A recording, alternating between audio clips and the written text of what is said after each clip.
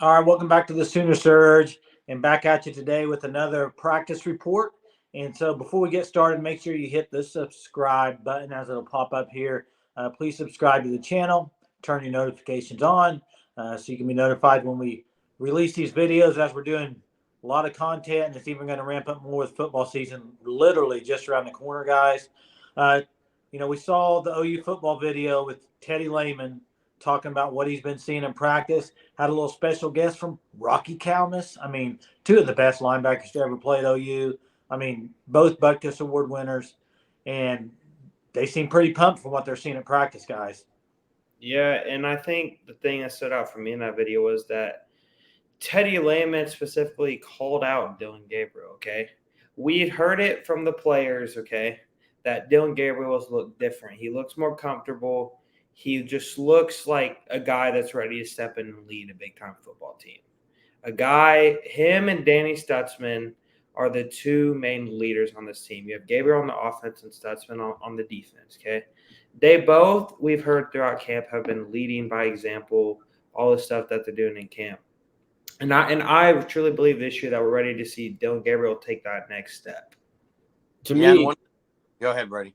Yeah, to me, the biggest thing with DGs, I mean, a lot of it comes down to the offensive line play because if DG doesn't have much time, I don't think he'll be as good as a QB I mean, the same can be said with every quarterback. If he can get good offensive line play to where he can be comfortable and just play his game, I think you're going to see a different DG than what you saw last season. He just, like Jackson said, if he's more free, I think he'll be a lot better this year. And sometimes I don't know, there's coach speak and there's player speak.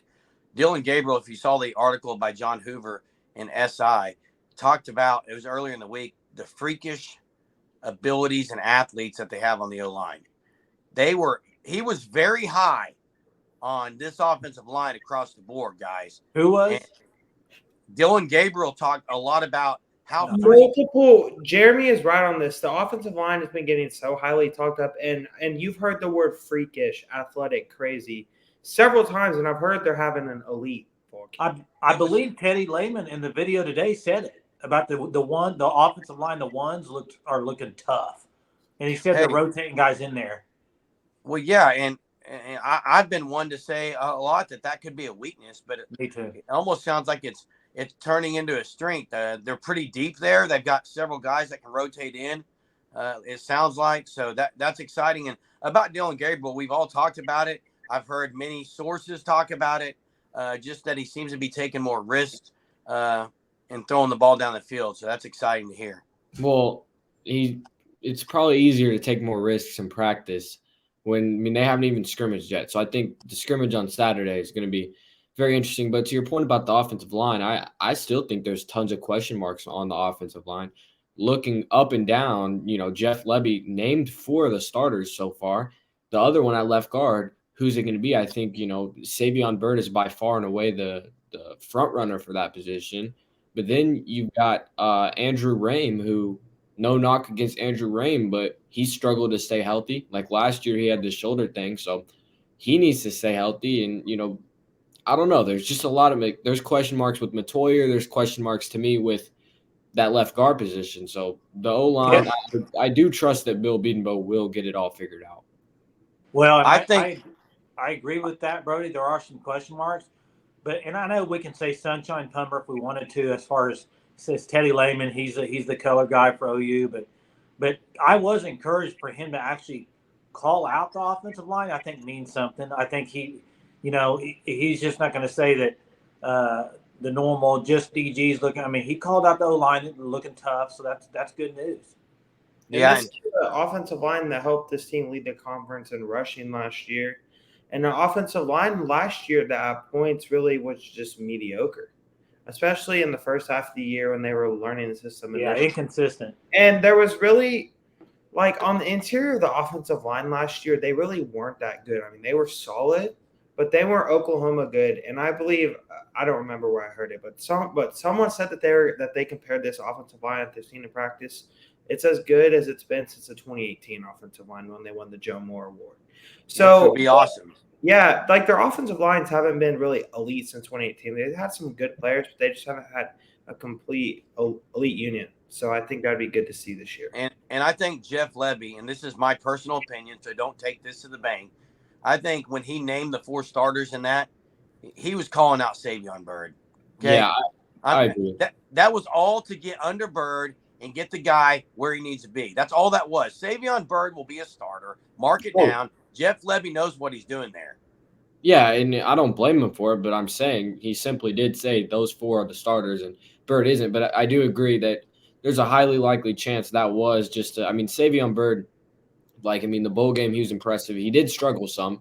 He had some. I think he was responsible for the Gavin Sawchuk's first play. I think he scored, but it got called back. So, Savion Byrd, he has tons of potential, and I think he's what Oklahoma fans should be wanting to see at left guard. And I think he is going to be what's at left guard. But I do agree that was more than likely just to kind of light a fire under Byrd heading into fall camp, which I think is smart. Hey, let's. I was wanting to transition a little to defense here with what Dean Blevins said on the Sports Animal, which has already been known. Venables has pretty much said the 4 guys getting rotation at Cheetah is Harrington, McCullough, Pearson, and Peyton Bowen, right? And so Dean Blevins pretty much said that at practice, some coaches, he's not even with OU, I think right now that used to coach, whatever. Some people have been saying that those 4 guys just look really good and really deep at that Cheetah position, and that Harrington's going to really kind of jump off the charts this year at you. And I don't disagree. I think Harrington, to me, the guy's too much of an athlete to not be good at that position. And here it is. If you listen to, Reggie Pearson plays the position he was on the podcast on Sooners 360 last week, and he called out Harrington about just how freaky he is and how fast he is, and that he can cover like a corner. To me, that's what a Cheetah is. They can play all those positions. That's because Harrington was a cornerback. I know. But he the number 1 JUCO as well. Exactly. I know. But he's fast enough to play corner and Cheetah, and he's physical enough to get up on the line. Yeah, last year they did the same thing. They worked Deshaun White, Justin Harrington. I know that Trey Morrison got worked at corner or at Cheetah. I don't remember who the other one was, but there was another safety player that was getting worked at Cheetah. But obviously, Key Lawrence, wasn't it? I don't know if it was Key Lawrence. It may have been Harmon. It was Justin Broyles. That's who Harmon. It was. Harmon. No, it was Justin Broyles. They worked Justin Broyles, Trey Morrison, Justin Harrington, and Deshaun White there. But besides the point, obviously Peyton Bowen and Reggie Pearson are going to primarily be worked at safety. But maybe when there's a 3 safety look, that's where they come in there. But I think a lot of OU fans want to talk about who's going to start, Harrington or McCullough. I don't think it really matters because I think BV is going to play each of them a lot, and I think just having 2 guys that you can feel comfortable about playing at Cheetah is just a great position to be in. Yeah, did you hear who you said?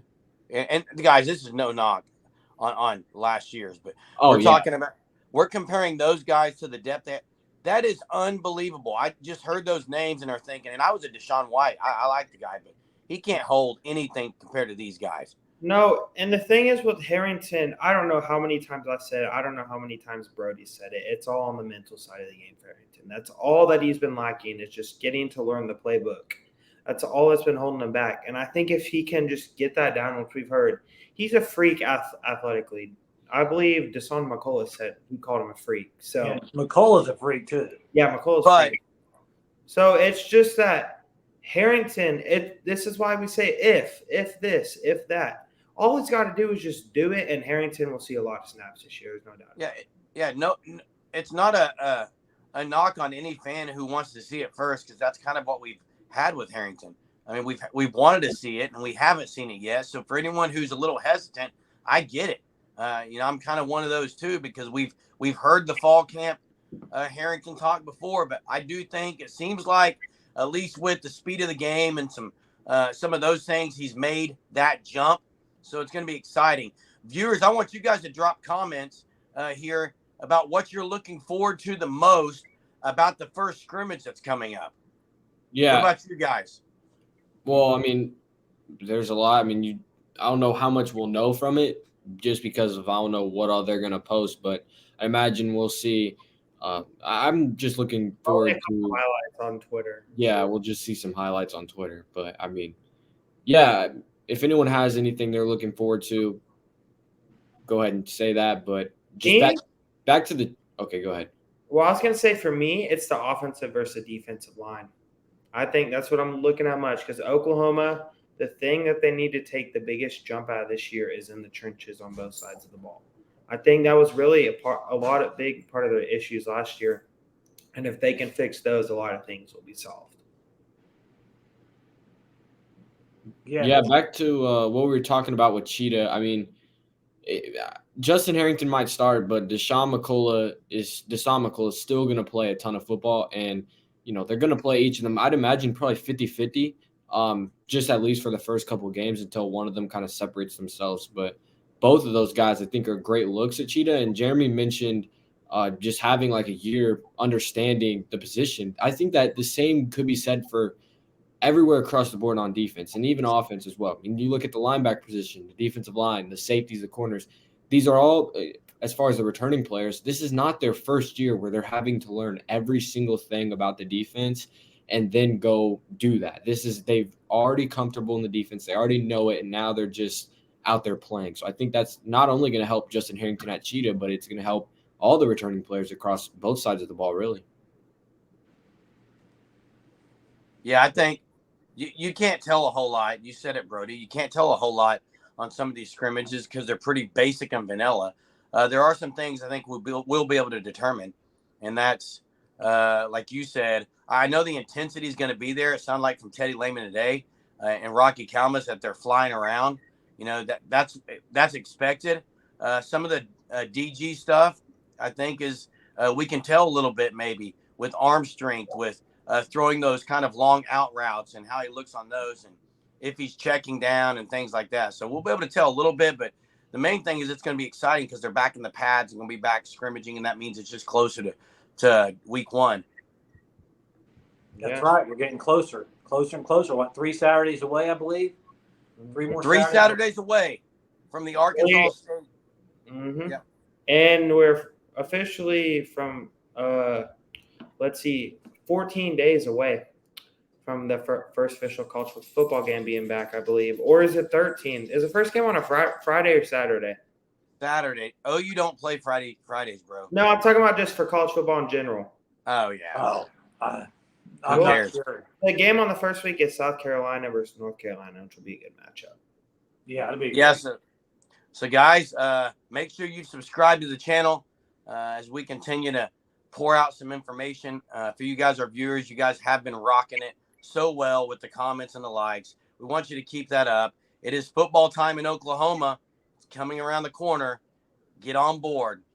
Boomer. Boomer.